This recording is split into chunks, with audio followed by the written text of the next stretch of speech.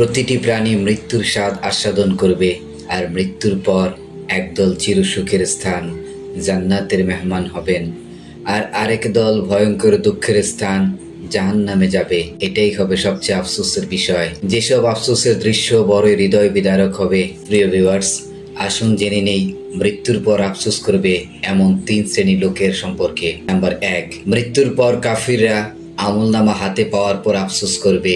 পবিত্র কোরআনে মহান আল্লাহ পাক ইরশাদ করেন, এই দিবস পরকাল সত্য, যার ইচ্ছা সে তার পালনকর্তার কাছে ঠিকানা তৈরি করুক। আমি তোমাদের আসন্ন শাস্তি সম্পর্কে সতর্ক করলাম। যেদিন মানুষ প্রত্যক্ষ করবে যা সে মৃত্যুর আগে পাঠিয়েছে, আর সেদিন তা দেখে কাফিররা বলবে, হায় আফসোস, যদি মাটি হয়ে যেতাম।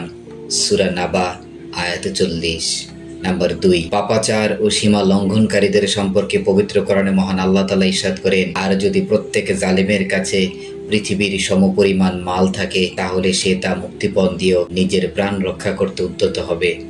যখন তারা শাস্তি দেখতে পাবে, তখন নিজেদের মনস্তাপকে গোপন রাখবে, আর তাদের ফয়সালা করা হবে ন্যায়ভাবে, এবং তাদের প্রতি অবিচার করা হবে না। সূরা ইউনূস আয়াত 54। নাম্বার 3, মহান আল্লাহ প্রদত্ত বিধান অনুযায়ী জীবন পরিচালিত না করে শয়তানের পদাঙ্ক অনুসরণ করে চালানো মানুষের অনুতাপ ও আফসোস সম্পর্কে পবিত্র কোরআনে ইরশাদ হয়েছে, আর সেদিন জালিম অনুতাপে নিজের হাত দুটো কামড়িয়ে বলবে, হায়, আমি যদি রাসূলের সাথে কোনো পথ অবলম্বন করতাম। হায় আমার দুর্ভোগ, আমি যদি অমুককে বন্ধুরূপে গ্রহণ না করতাম। অবশ্যই সে তো আমাকে উপদেশ বাণী থেকে বিভ্রান্ত করেছিল।